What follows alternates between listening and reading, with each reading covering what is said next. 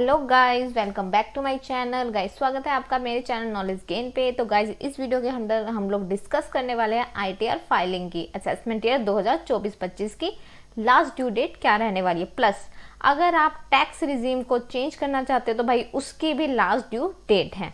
Belated ITR की कितनी penalty लगेगी, क्या ड्यू डेट रहेगी, रिवाइज की क्या ड्यू डेट रहेगी। प्लस अगर आप ये सारी पेनल्टी सेव करना चाहते हैं तो वीडियो के एंड में बोनस टिप भी मैं आपको दूंगी, तो प्लीज पूरा वीडियो जरूर देखिएगा। और जिन्होंने चैनल को सब्सक्राइब नहीं किया जल्दी जल्दी से चैनल को सब्सक्राइब भी कर लीजिए। तो पहले देखिए, असेसमेंट ईयर 2024-25 की बात करूं तो हर साल की तरह इस साल भी ड्यू डेट जो है नॉर्मल इंडिविजुअल टैक्स पेयर के लिए है 31 जुलाई 2024 ही रहने वाली है।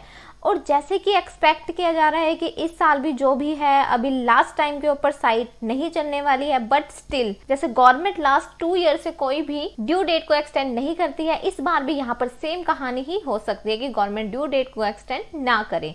तो 31 जुलाई के लिए हमेशा प्रिपेयर रहो और इसके पहले अपनी रिटर्न फाइल कर दो।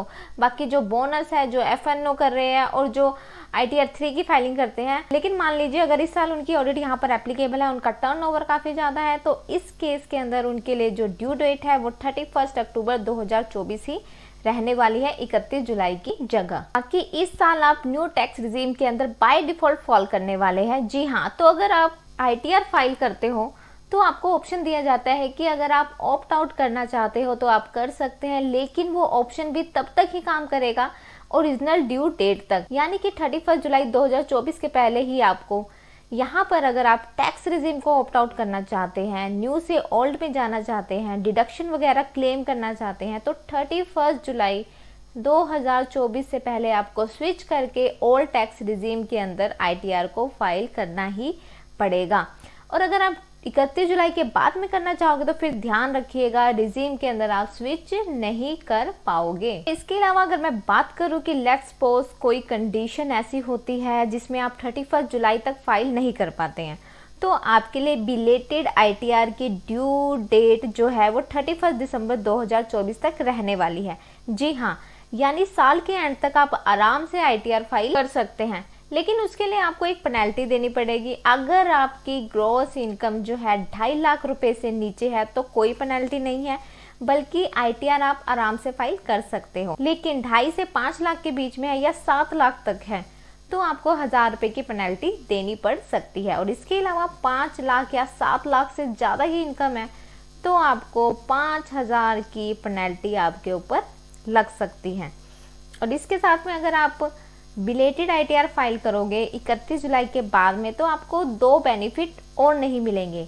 एक बेनिफिट तो ये है, अगर मान लो आपका एफएनओ के अंदर लॉस है, बिजनेस का लॉस है, तो उसका आप कैरी फॉरवर्ड नहीं कर पाओगे। सेकंड थिंग की ये कि आपका जो भी टैक्स बन रहा होगा उसके ऊपर आपको 234A का भी इंटरेस्ट लगने लग जाएगा। जी हाँ, तो वो जो एक्स्ट्रा कॉस्ट है वो आपको बियर करनी पड़ेगी। इसके अलावा बात करूँ अगर मैं रिवाइज रिटर्न की, लेट्स सपोज आपने आईटीआर तो फाइल कर दिया 31 जुलाई 2024 से लेकर, लेकिन उसके अंदर मान लीजिए कोई करेक्शन करना है, आपने कोई मिस्टेक कर दी थी, तो घबराने की बिल्कुल भी जरूरत नहीं है।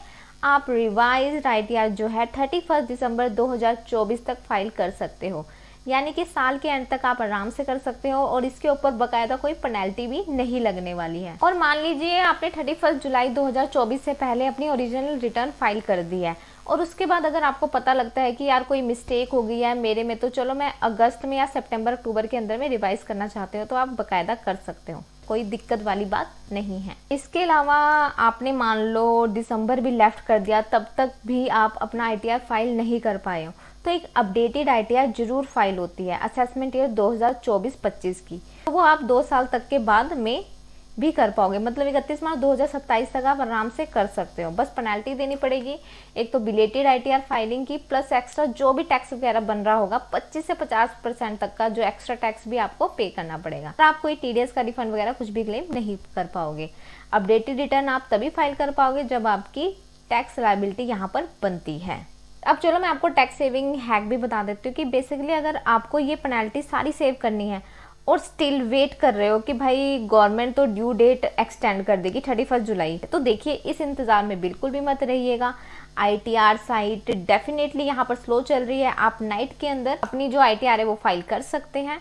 तो मेरी सजेशन यही रहेगी कि किसी भी तरह आपको 31 जुलाई से पहले ITR फाइल कर देनी है, चाहे आप गलत ही फाइल कर दो। मान लो अगर आपने कोई गलती कर दी है, कोई मिस्टेक कर दिया, कोई डॉक्यूमेंट्स आपके पास में नहीं है, लेकिन स्टिल जैसे तैसे करके आपने ओरिजिनल रिटर्न 31 जुलाई तक फाइल कर दी। उसके बाद में अगर आप करेक्शन करना चाहते हो तो विदाउट एनी पेनल्टी जो है आप आराम से 31 दिसंबर तक कर सकते हो। और इसमें आपको ये एडवांटेज मिल जाता है कि ओरिजिनल पहले फाइल कर दी थी और रिवाइज आराम से करते रहना, तो उसमें कोई दिक्कत वाली बात नहीं है। गाइस, ये पूरी कहानी थी ITR फाइलिंग की डेट की, तो आप जल्दी से जल्दी अपनी ITR को फाइल कर लीजिए। तो ये सारी इन्फॉर्मेशन आपको देनी थी। तो आई होप आपको मेरा वीडियो पसंद आया होगा। तो आपको पता ही है, वीडियो पसंद आया तो वीडियो को लाइक करें और ज़्यादा से ज़्यादा शेयर करें और चैनल को सब्सक्राइब करना तो मत भूलिए। Thank you.